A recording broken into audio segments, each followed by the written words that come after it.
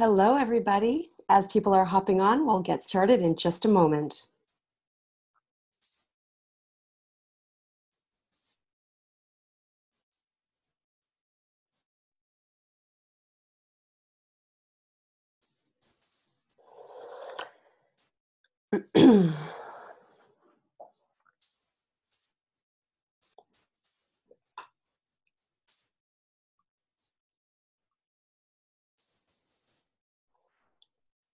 Welcome, everybody. Thank you so much for hopping on.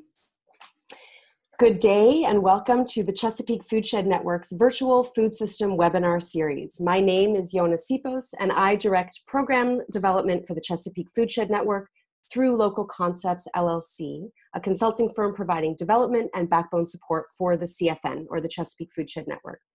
I'm joined today by Sonia Kiner, who's the CFN Local Concepts Communications Director, and she is working behind the scenes to welcome you by chat, to live stream on Facebook, and to tweet on Twitter. So hope to see you in one of those places. In addition, I'm delighted to be joined by our co-host, Lindsay Smith, the Value Chain Coordinator for Metropolitan Washington Council of Governments. And of course, we're joined by our resource experts, who will be introduced shortly by Lindsay, and of course, some portion of the almost 200 registrants from across the United States and even Canada. Welcome all. We're thrilled you're here. Before the main event, I'll provide a very brief overview of the CFN and our webinar series. The mission of the CFN is to catalyze connections and collaborations that help to build a sustainable, resilient, inclusive, and equitable regional food system in the Chesapeake Bay watershed, which includes DC, Delaware, Maryland, New York, Pennsylvania, Virginia, and West Virginia. We believe that by catalyzing connections and collaborations, we are better positioned to accelerate change in and across our food system. The explicit aim of the CFN is to grow connections, get to know one another, share information, knowledge, and experiences, to grow trust and relationships such that over time we may align, collaborate, and collectively impact the foodshed. The CFN has been developing over the last several years among those doing the extraordinary work to advance our regional food system. If you participate in or support that extraordinary work, as well as our mission, please participate in the Chesapeake Foodshed Network. The CFN is open and free of charge to organizations, businesses, funders, agencies, and other change agents working across the Chesapeake watershed to grow a stronger and more resilient food system. In fact, anyone who supports the vision is invited to participate. Please visit chesapeakefoodshed.net to find out more and to sign up. Please also note our username, our Twitter username on the slide footer. As mentioned, Sonia will be live tweeting today, and in the next few slides, you'll also see some usernames from our resource experts. And as mentioned, we're also live streaming on Facebook, and we'd love to see you there. So our CFN Food Systems programming provides a virtual platform to catalyze connections around specific food system topics. We partner with resource experts who provide a quick learning opportunity through the webinar for food system change agents across the Chesapeake Bay region and the nation. And then during the webinar and in the follow-up materials, we identify ways for you to continue to engage and dig in deeper around the particular topic. Before turning the presentation over to Lindsay and onto the presentation of the day, I will just quickly go over a few housekeeping items. We use Zoom software for our webinars, and if you'll take your mouse and move it down toward the bottom of your Zoom screen, you should see the Zoom control panel where you see a number of icons, including the option to chat. If you click on that, your chat box should open up, and you'll be able to see the welcome messages from Sonia. And we're also inviting you to chat in your name and where you're calling in from, where you're joining us from today. And let's get to know who's on the line.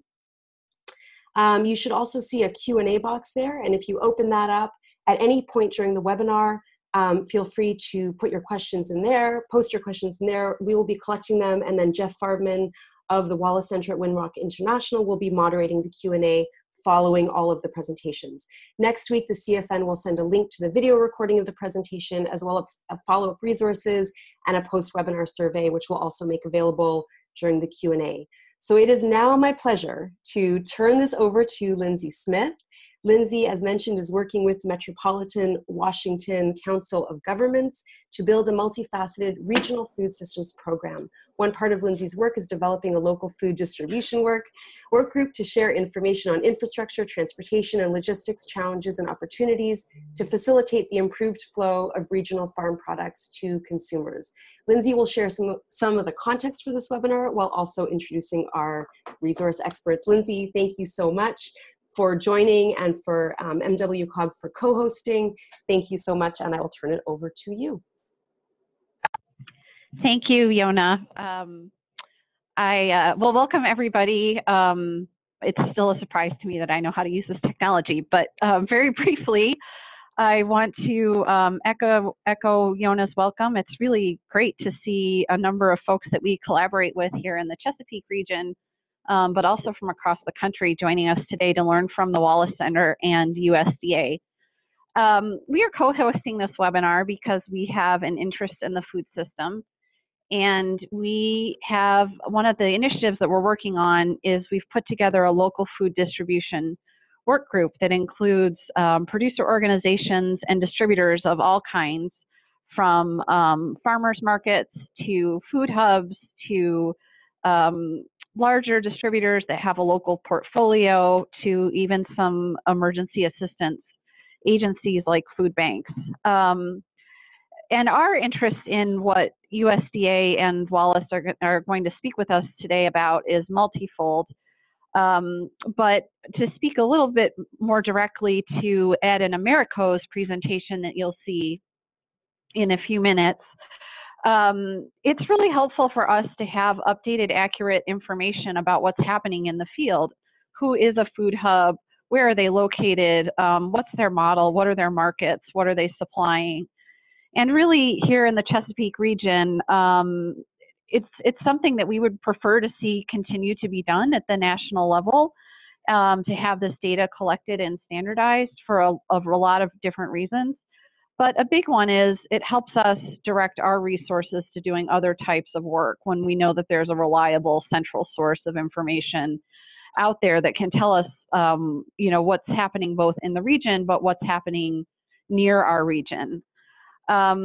So with that, I'll just say quickly, our next local food distribution work group meeting is actually coming up on Monday, and we're excited to host Dan Hobbs, who is a farmer and also a staff member with the Rocky Mountain Farmers Union. And Dan's going to be talking about a new collaboration of 5 food hubs out west to supply the Denver market as well as other markets in that region. And we do have an option to participate by webinar if that's something of interest to you. And I know that Yona and Sonia will provide links for that probably in the chat box in addition to these slides. So with that, I just want to thank you again for joining us. And our next presenters, whose full bios you'll be able to find on the Chesapeake Food Shed website if you've not had a chance to look at them already and want to become more familiar. I'm excited to say that Jeff Barbman from the Wallace Center will be the next presenter. Jeff is a senior associate with the Wallace Center, and he's very heavily involved with the National Good Food Network team, which has put together and maintained a variety of resources and information on food hubs over the years. Then following Jeff, we'll have Ed Rangland and Americo Vega Labiosa. Both are with the Agricultural Marketing Service at the U.S. Department of Agriculture, and they're going to be speaking about some of the food hub directories. Yona, unless I've missed anything, I think turn it over to Jeff. Hey, this is Jeff Farbman. Let me share my screen. All right, how's that look? Looks great. All right, fantastic. Okay, I am going to go very fast. Remember that this is being recorded. Here's an outline of my presentation. Hang on. All right, very brief history of Wallace Center and food hubs. We'll talk about the database. Most of my talk is going to be on successes and challenges that are sort of the cutting edge, and then I'll have a couple slides on some resources. So for the past 6 years, the Wallace Center, in collaboration with USDA and others, has studied, invested in, provided technical assistance to food hubs. We've created a food hub community of practice for peers and experts to communicate. We have had several convenings, and really our job was to spread the meme of hubs. And I'd say mission accomplished. We have done it. So now, as a part of our job was to really map what is going on in the food hub world. And part of the mapping of what is going on in the food hub world is actually creating a food hub map. So we did that for several years. We kept a list of hubs. And once the hub concept was well established, we have now handed the food hub directory over to the USDA. That is going to be the second part of this presentation. We're really excited, and it's just a demonstration of what a wonderful, productive relationship Wallace Center and USDA have together. So, quick question, why do a directory? Well, we want accurate statistics. People ask all the time, are food hubs growing? I have a chart here of what we think is the number of food hubs, but we don't know. We need you all to provide your information, so we really do know. Buyers might want to come to the directory and find out, food hubs, this is great, I want some local food, how do I get that? So it's really a key to continuing to have food hubs be successful as a sector. Okay, I want to start off with some food hub good news. There are lots of thriving food hubs. The very nature of food hubs is to have a values-based food value chain. Core to that is transparency, which mitigates risks and reduces everyone's stress, although trust me, every food hub manager has plenty of stress. But when you can have a transparency between buyer and producer, people can be very responsive to the market. And according to our the food hubs, National Food Hub Survey that we do every other year with Michigan State University, we have an estimated $500 million going through food hubs annually. So that's fantastic, maybe more. This chart shows that food hubs are growing. The growth maybe seems to be leveling off, but once again, please provide your information to the USDA Food Hub Directory so we can have the most accurate statistics. And what I wanted to, these two images are provided by Jim Barham from USDA. This is a really exciting piece of data. The top line shows that about 80 to 90% or higher survivability, 5-year survivability rate for food hubs. So if you're a food hub in 2005, you have a 93% chance of being still around in 2010. If you compare this with new business establishments in general across all sectors, they're at about 50%. So food hubs are they're a strong business, they're thriving. There are several challenges that I'm going to introduce here. So first, some business challenges. Food hub work is very hard. In general, aggregation and distribution is extremely complicated, highly perishable items. Plus, food hubs have a triple bottom line. So they are trying to not only support standard market, make a profit, but also have people and the planet first. Plus, this last bullet point here is the wholesale food landscape is changing. There's rapid consolidation. I mean, no better example than Amazon buying Whole Foods Market. So how is the Wallace Center and others addressing business challenges? We have a webinar series. If you go to ngfn.org/hubfinancials, all about how to manage your hub by accurate financial tracking. Related to that, we have a benchmarking study so that you can understand how your business compares to more or less successful hubs within the sector. And if you do participate in the benchmarking study as a hub, and I really strongly encourage you to do it, there's the URL there. your hub will get a personalized report comparing your hub's data to average and high-performing hubs.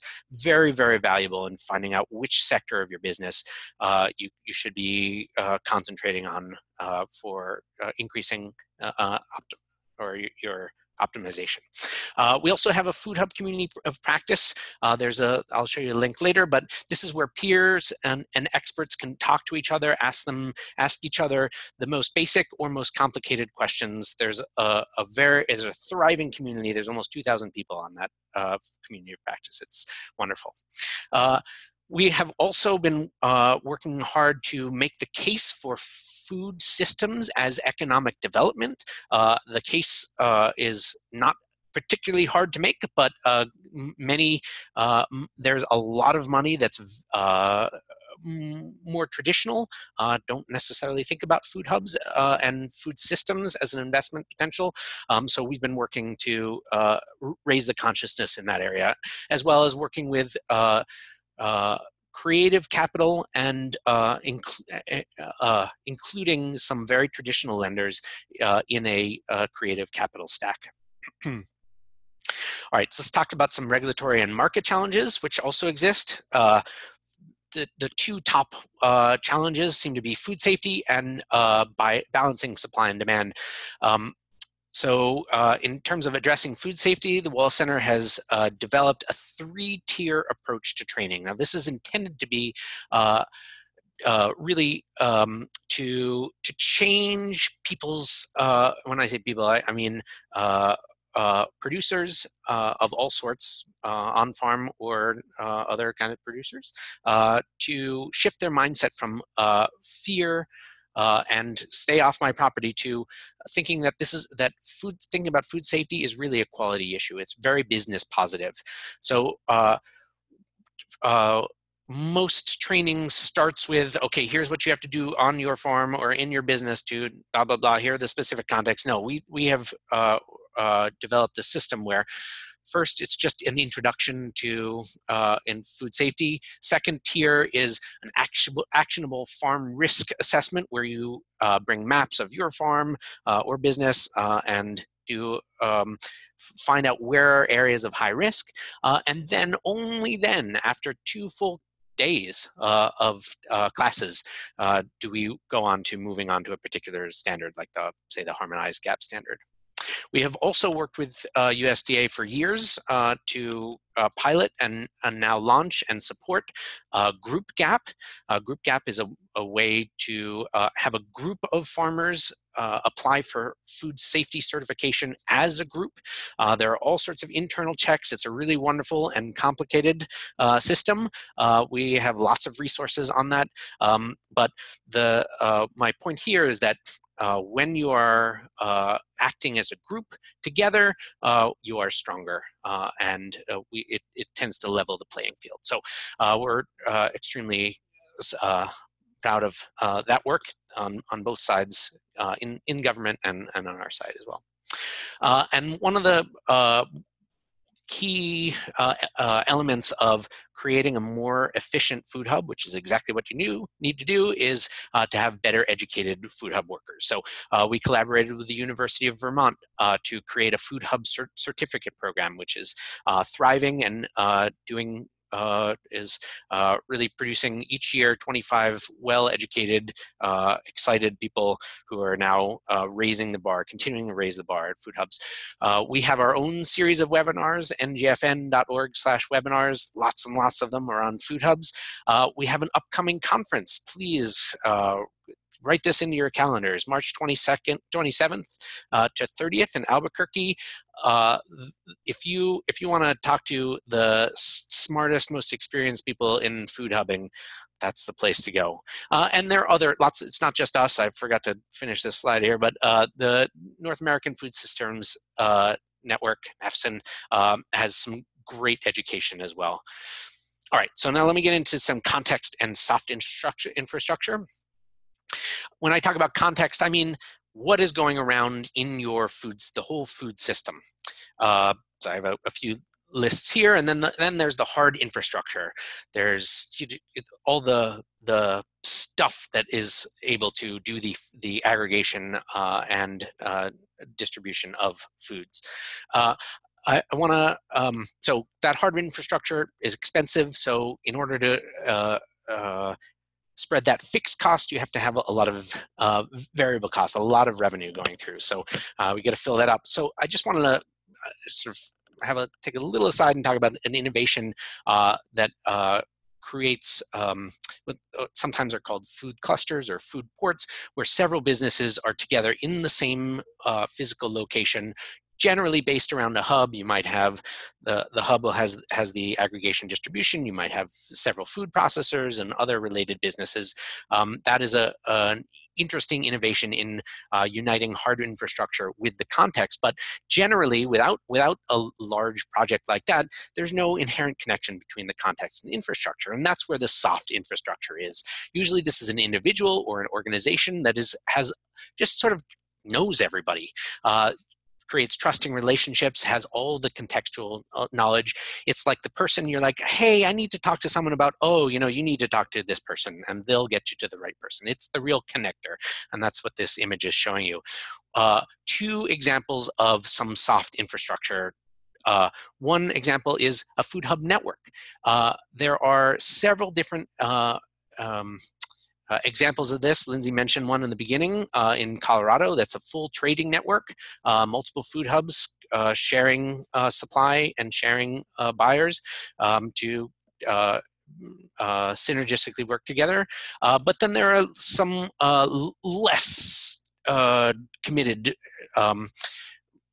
networks. In Michigan, there's a fantastic learning network where best practices are shared and raising all boats.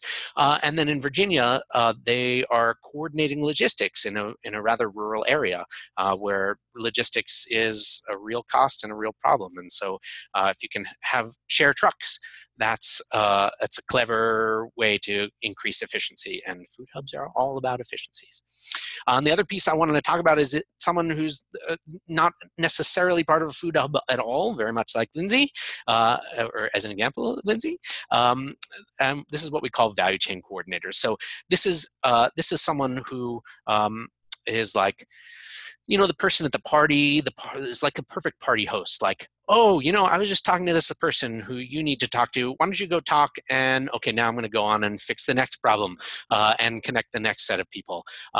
There's a program started by USDA, and Wallace Center has continued to support it, called Food Link, leveraging something, investment in something and something. I don't remember what it stands for. If you go to wallacecenter.org/foodlink, you'll find some more information. Actually, I have some information here about how to find out more. But VCCs provide many different roles. They're listed here. Key amongst them are this market matchmaker and relationship builder, but several other roles for value chain coordinators. Again, find out more.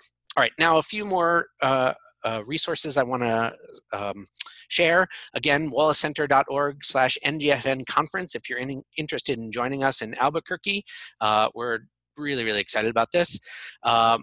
NGFN.org is our place, our home for the National Good Food Network. And if you go to foodhub.info, which is not on here, but that goes to the part of ngfn.org all about food hubs. We do have post all our webinars on ngfn.org on the /webinars section there, and two upcoming webinars, one very soon. And on the 24th, we will be introducing our Food Systems Leadership Network, a very exciting initiative we are launching then, all about community food businesses and peer-to-peer and peer-to-expert sharing. It's fantastic. Please join us for that webinar. I think you'll be blown away by the resources that we're going to be able to provide. And in April, we will present the results of the 2017 National Food Hub Survey. So you get the latest and greatest. I mentioned the benchmark study. Please participate. wallacecenter.org/benchmark18. And please join us in the Food Hub community of practice. There's two links there. link to register, and then to join us right on there. The last thing I wanted to mention is USDA Rural Development has some excellent resources on food hubs. There's the URL at the bottom there. For so far really interesting pieces.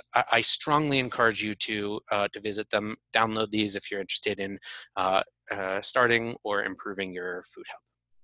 Okay, that's what I got. Sorry so fast, but I wanted to share a lot. Thank you so much, Jeff. That was great. And we'll just, as Ed is getting his slides ready, Ed Ragland from the USDA, we'll turn it over to you. Thank you so much, Jeff.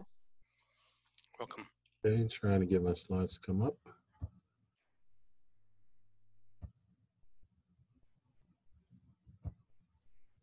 Okay, let's go to the first slide. I don't know how to do this. Going backwards here. Sorry about this. No problem. All right, there I'm at the first slide. Thanks for that great presentation, Jeff.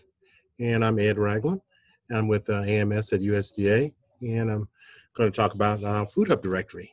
And the Food Hub Directory, for the purpose of the directory, we define as a food hub as a list of businesses or organizations that actively manage the aggregation, distribution, and marketing of source-identified food products to multiple buyers from multiple producers, primarily local and regional producers, to strengthen the ability of the producers to satisfy local and regional wholesale, retail, and institutional demand. So when you look at our directory, that's what's in it. And we screen to make sure that the listings are in fact following that challenge. They're not just wholesale sellers of product. Well, who uses our Food Hub directory? Of course, we have researchers who have the ability to download the entire directory. We have buyers of local food. We have potential food hub suppliers, farmers. We have people that want to supply business supplies and stuff to food hubs, so they will locate near a food hub. You have food hubs that want to see what other food hubs are in the area, so they're doing feasibility studies and seeing if this is a good area to locate a new food hub. And then you have lenders trying to understand the food hub sector. Now, this is our homepage for our local food directories, which is a family of direct-to-customer directories, food hubs being one of those directories. It's located at www.localfooddirectories.com. And from here, we're going to give you a tour of the Food Hub directory. So if you come to that page and you hit the orange button here, you will come to the searchable directories page. And if you come down underneath Farmers Market and CSAs, you'll find food hubs. So that's what that looks like close up. And when you hit that text, you will come to the homepage for the Food Hub directory. Here you can see there are a number of food hubs listed. And you can see that in our directory as of the time I pulled this data, which was January 3rd, and you'll see that this date exists on the homepage of each one of our directories. So it tells you how recent the directory was updated. And in fact, we update our directory. We promise the public we update it every 2 business days. In fact, as it works out, we update our directory every day. So it's very current. And as of the 3rd, we had 203 listings in the directory. Now, this little icon here, this little page icon will allow you to go into the Appalachian Harvest listing. And this will give you an idea of what's in a directory listing. You see that you have the year that we're established, they're year-round, the types of wholesale markets they serve, the services they offer, a bunch of stuff. Here is a very important bit of information. It's when this particular listing was updated. So as you can see, this was updated in 2017, August 28th.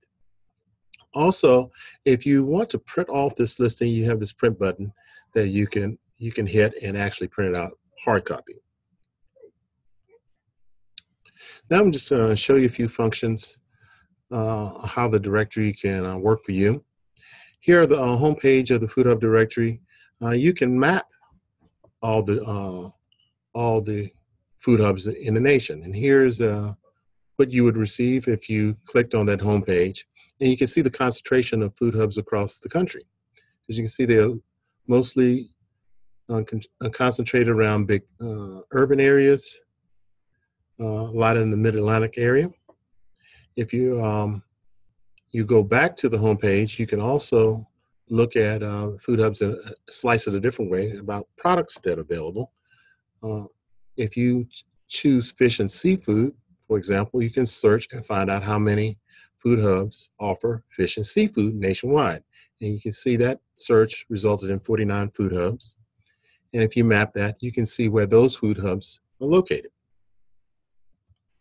If you zoom in on the map, you can get a little better idea. You can continue to zoom, and here in the Philadelphia area, you see there are two food hubs that offer fish and seafood. And you can actually go to their website. You have that option. You can get directions to the food hub. You going back to the food hub homepage, you can choose to search and by radius. Here we put in a zip code, 24245. It shows a radius of 20 miles, and we ended up with the Appalachian Harvest Food Hub.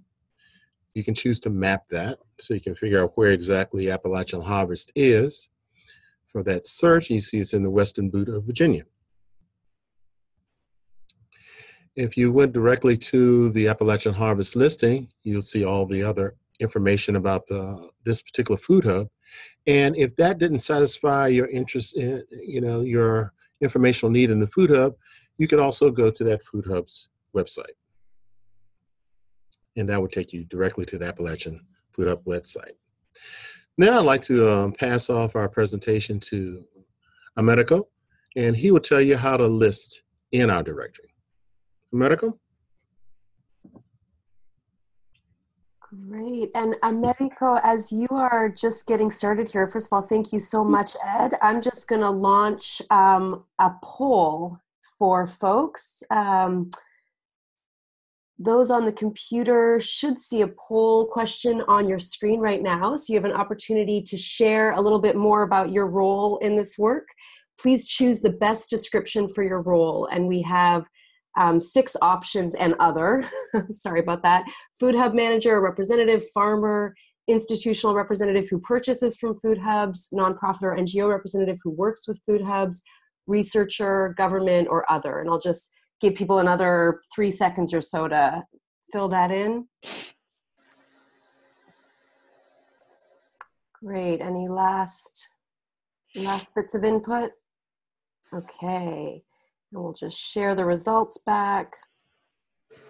And it looks like 28% of the folks who responded are from nonprofits or NGOs who work with food hubs, followed by food hub managers or representatives. Other, which is the catch-all, of course, researchers 15%, government 10%, and farmers 8%. So a nice spread of people involved. I'll turn it over. Actually, Americo, sorry, if you don't mind, I'll just turn it now to the next poll. Okay. Which is for food hub managers or representatives specifically. And if you are a food hub manager or representative, is your food hub currently listed in USDA's food hub directory? And you have the option of yes, no, or not sure. I'll just give people another 5 seconds to look at that.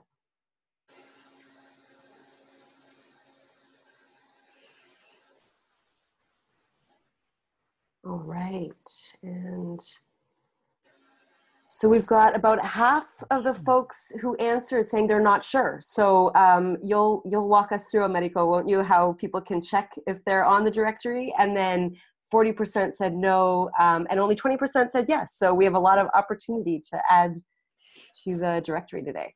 I'll turn it over to you. All right. Thank you, Yona, and thank you, Ed and Jeff, for all the information. So after listening to all our local food directories have to offer, you might be wondering how to add your listing. So in order to do so, you have to visit our webpage, usda localfooddirectories.com, and you will reach this page. And once you land in this page, you refer to the green button on the right that says Add or Update a Listing. And once you click in there, you will see this page. You have to scroll down a little bit. But on this section right here, under Add or Update Your Listing, you will see all our 4 local food directories. So each directory have an explanation or a definition of which business enterprises qualifies to list on each directory. But of course, in this case, we're talking about the Food Hub directory, and you will go ahead and click on Food Hub. After that, you will see the directory update system. Now, there are a couple of steps that you have to follow on this page. The first one is to check if your food hub is already listed in the directory. I recommend personally that you search first by name and then by city. Sometimes when we type in the food hub name, we have a different way of spelling it. Some food hubs might have an apostrophe or something, and if you don't put the apostrophe, then that listing won't show up. So I recommend that you search by name, and if you don't see it, you go by city. And if you do find your food hub, you go to this part right here on the right, the action buttons, and you will click on the pencil. Now, this is the easiest way to do it because if there was a previous listing, most of the information will be pre-populated on the new listing, and you will just have to update the portion that you need to update. Maybe the operation hours or the content information. You will only have to change that. This will take maybe 1 to 2 minutes, and if you don't see your food hub already listed, you will go this part right here where it says add new food hub, and it will show this up. Now the whole process might take 5 to 7 minutes maybe, depending on if you have all the information at hand or what you're doing. But it's important to mention here that uh, there are a couple of sections that we're going to ask for different information, but on this particular first section, all the information that you share with us will be kept for internal purposes only. Uh, this won't be published on the directory. And we keep that information in case you need some technical support from us. You can't find your listing or you have any issues. So once you contact us directly, we can use your email address to search your listing. And also we keep your email address in case we have any kind of announcements or any new publication that we just released that we want you to know of.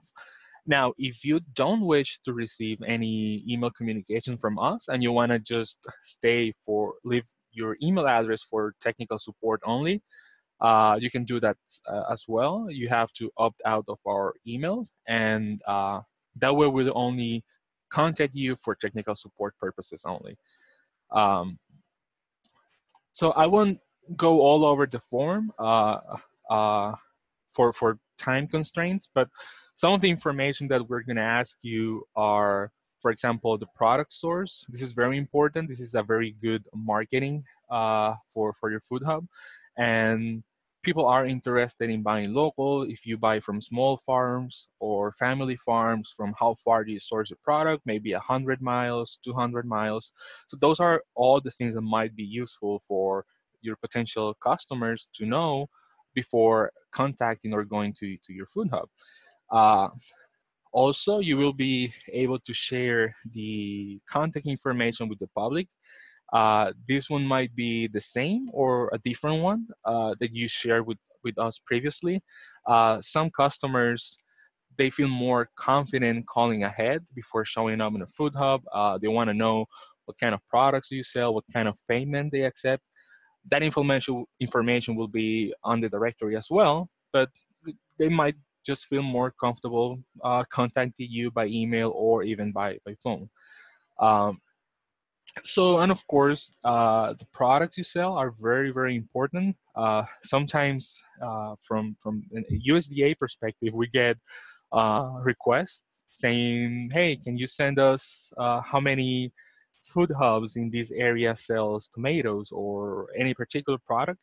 Um, uh, so if you don't tell us what products you sell, it will be difficult for us to send that over to people.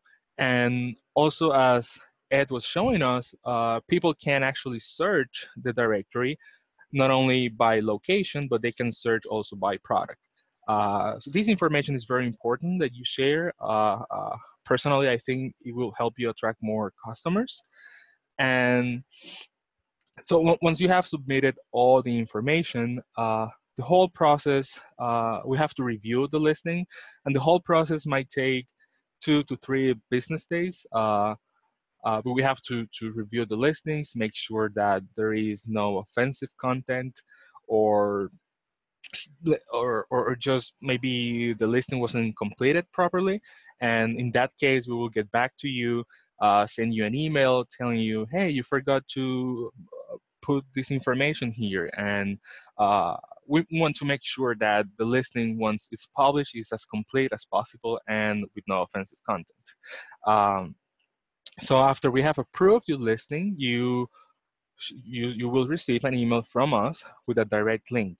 Now, that direct link is very important for you to keep. That way, you don't have to go over the process again if you have to update something. You click on that link, it will have all the information that you already submitted, will be pre-populated, and you will just change the information you want to change.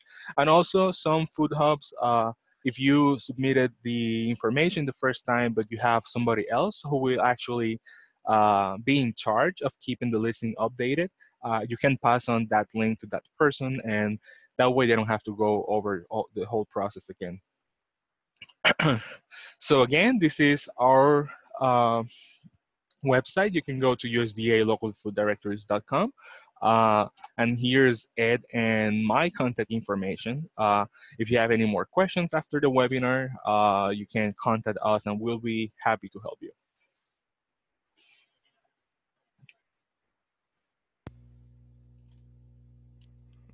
All right. Thanks. Oh, there we go. There's our contact information. All right. Please, we've got a few questions that people have written into the chat box.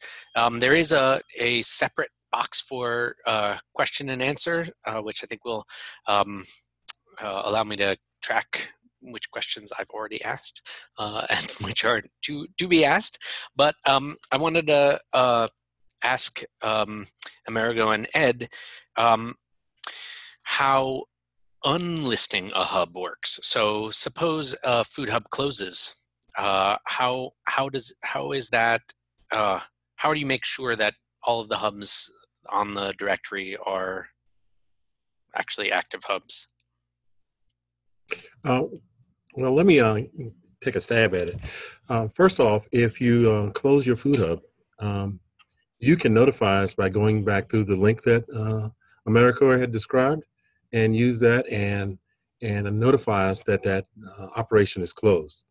Also, the public can contact us and let us know, hey, you got a food hub on here that's no longer in operation, and we'll validate that with the food hub if possible, and remove it from the directory.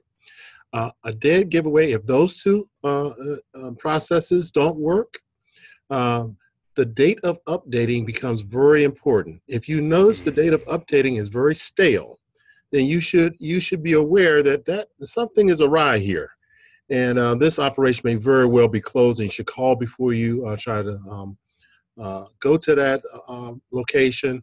And if in fact you do find out that as a user you do find out that food hub is not in operation, please contact us and we will remove it as soon as possible. All right. Great. Are you sending reminders to update information annually, or? Yes, we periodically send out invites to update in the directory. How often do you send out communications, Americo? Usually we send that, well, for Food Hub directory right now, we are doing a campaign to attract more food hubs, but usually we do it once a year. Just a reminder to people to come into the directory, update their information, or if they know the food hub closed, they can let us know. But as Americo just mentioned, right now we're trying to boost people's, get people to sign up to the directory. So we're sending out a little blast pretty frequently. So it's a little bit more intensive than once a year right now. Mm-hmm. Okay, great. You mentioned, America, when you were talking about updating listings, that there's some scrolling, and that's because there are several other food, local food directories. There's the farmers market directory. There's the on-farm market directory, right? Yeah, we have 4 directories in total. We have the Farmers Market directory, which is our biggest one, the Food Hub directory, Community Supported Agriculture, CSA directory, and the On Farm Market. Okay. So once you reach to that page, you have to scroll down a little bit and see which one do you want to access. In this case, of course, would be the Food Hub. Right. Great. All right. Waylon asks for any guidance for conducting feasibility study and or creating an operations/employee handbook for a new hub opening in 2019. I'm going to partially field that question and partially kind of punt on that question. So in terms of a feasibility study, you may or may not be aware that the Agricultural Marketing Service provides grants through its local food marketing, local food promotion program to food hubs to conduct a feasibility study. So there is a great source of government money to assist you in creating a feasibility study. Feasibility studies are very, very important for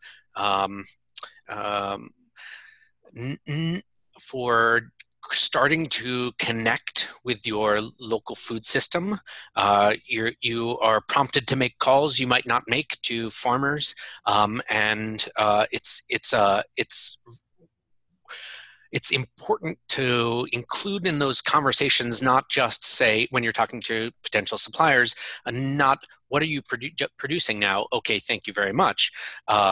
But what are you producing now is a good start. But if you had a market, would you expand your production? Are you interested in other products? Just sort of understanding their interest in growth and their interest in selling to a new distributor who, with an unproven track record. So making sure expanded conversations. And the other piece is, of course, talking to buyers. Do not start a food hub if you don't have a really good set of buyers who have shown and even demonstrated by attempting to source themselves lots of local food, because without a market, your hub is highly unlikely to succeed. As I mentioned, hubs are a very thin margin business, and you need generally, depends on the model, but generally multiple millions of dollars of revenue annually to feel like you can have a viable business.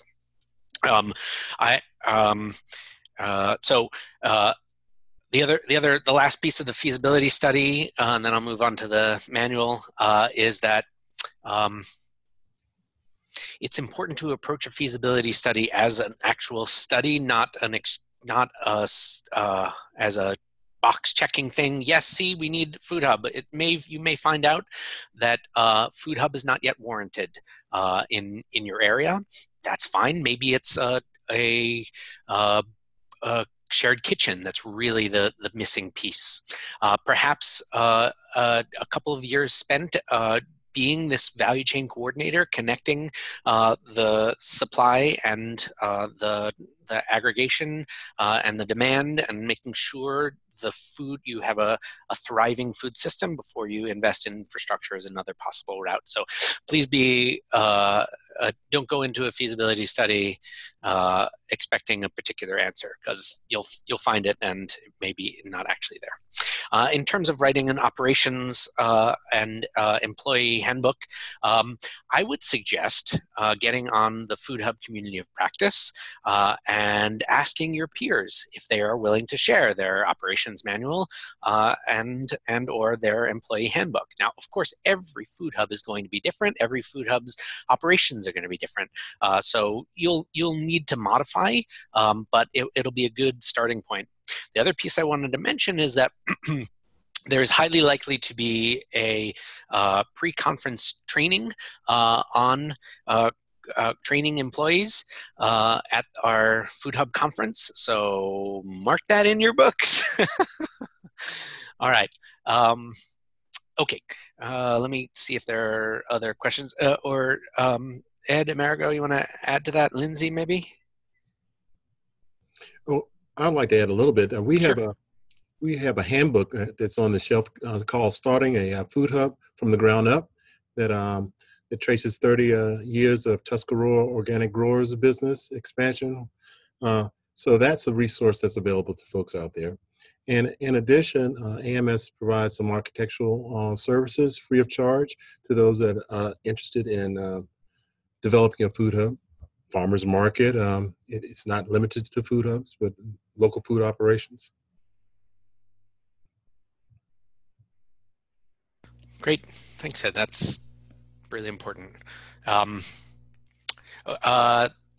there any model feasibility assessment tools that a prospective food hub could use? Actually, on the National Good Food Network website, or if you go to foodhub.info, if you look in the left-hand navigation, we have maybe 10 feasibility studies that have been published, and you can I think a couple of them actually have the surveys they use, but you can definitely understand what it is to conduct a feasibility study by reading other people's feasibility studies.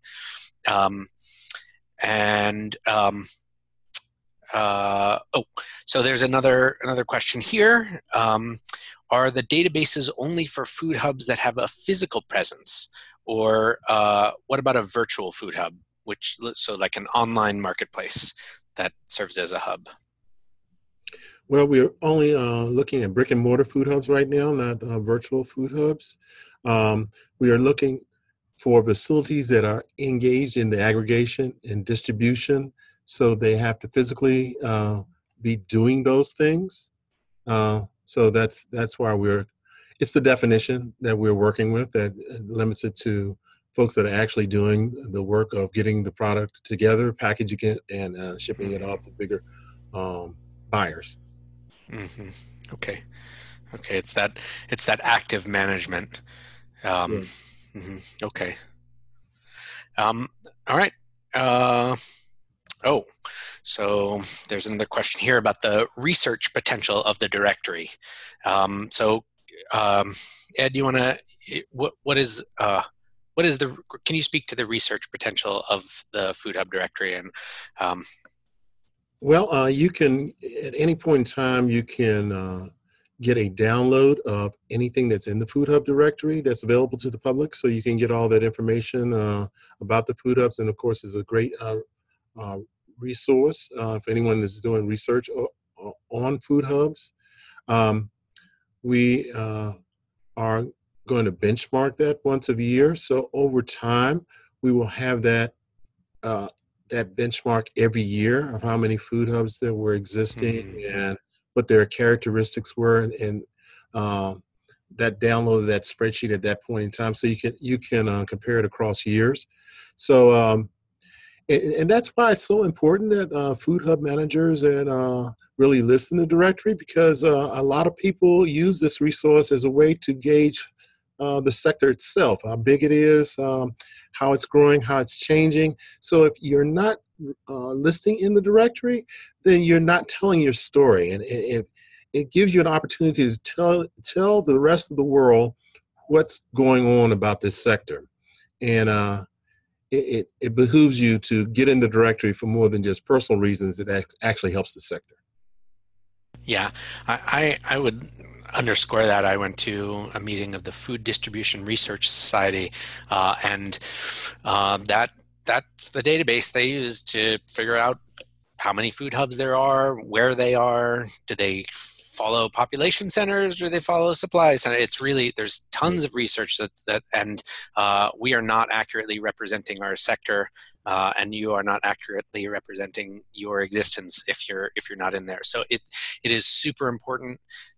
We have, I feel like we've done a great job making the case to many groups about the success and proliferation of food hubs, but there are other groups who may be less more conservative, or less, I don't know, ready to accept a new upstart food system model that to some might feel, crunchy granola, if you'll excuse the the phrase. But we really are moving a lot of food in very sophisticated ways, and that directory is a testament to that. So please make sure that you're in there. Moreover, my organization has used that directory to contact people to do our studies. The National Food Hub Survey uses that. The Food Hub Benchmarking Study uses the fact that we know about you to invite you to these studies. And these are the studies that really bolster our whole sector. Okay. Any more questions? Okay. Thanks, Ginny. How is the emergence of food hubs comparing to a large established food provider like Cisco? How does the emergence of food hubs compare to a large? All right. So I'll take a whack at this first, and then Ed, if you want to add.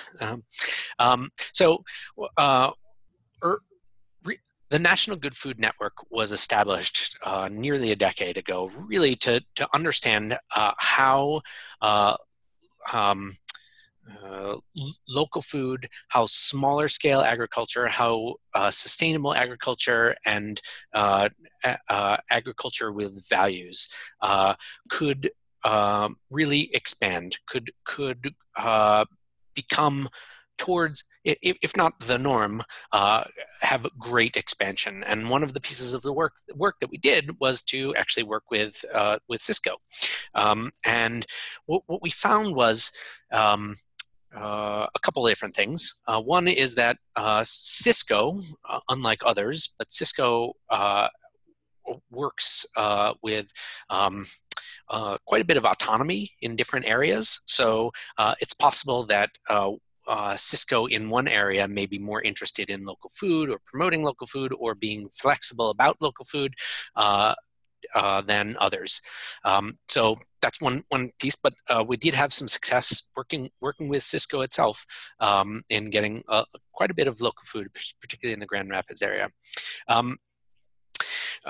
Many food hubs we find sell to distributors. That's one of the larger customers, and Cisco is so big and such a machine that it's very hard for them to work with the smaller growers and even mid-sized growers sometimes. So having a food hub be an aggregation point for a company like Cisco or US Foods or Aramark, whatever it is extremely useful, because their model is not able to deal with such a large number of suppliers for a smaller amount of product. So there is some complementarity between the more local and hub that's directed, that is farmer centric, and Cisco, which is really market centric and needs larger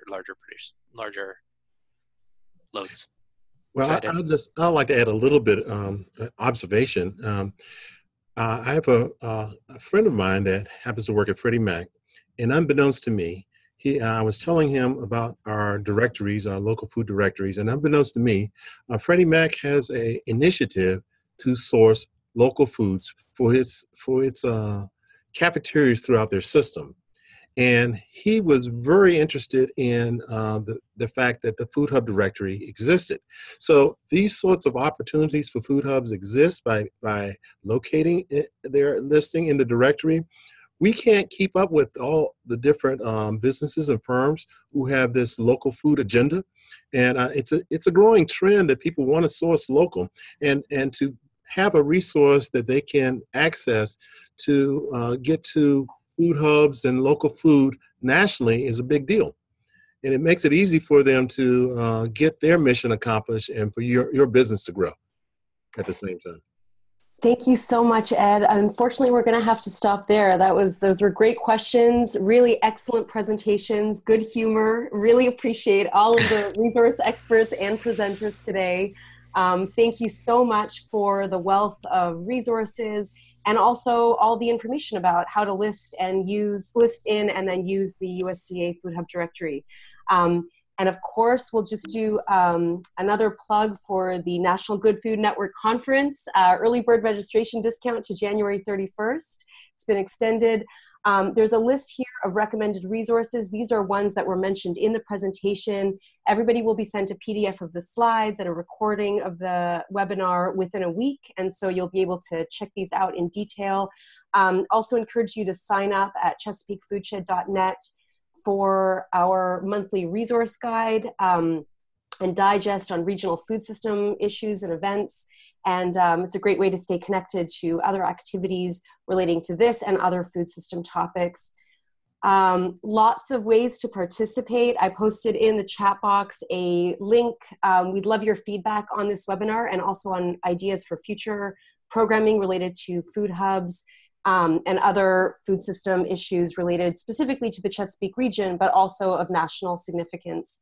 Lindsay mentioned the Metropolitan Washington COG local food distribution work group meeting. And again, we'll be sharing all of this information. USDA has a couple of webinars coming up. I believe these are next week.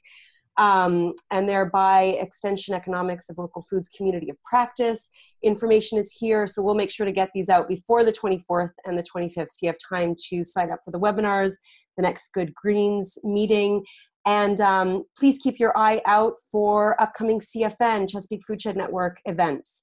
We have a food waste and recovery work group meeting coming up in a few weeks, and our next webinar will be in March, focused on community ownership and lessons from the DC food system.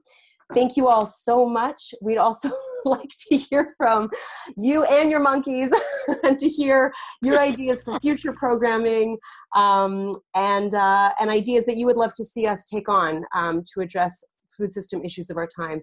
Thank you again to our co-host, Metropolitan Washington Council of Governments, and to our excellent resource experts, and to all of you for participating. Have a great day.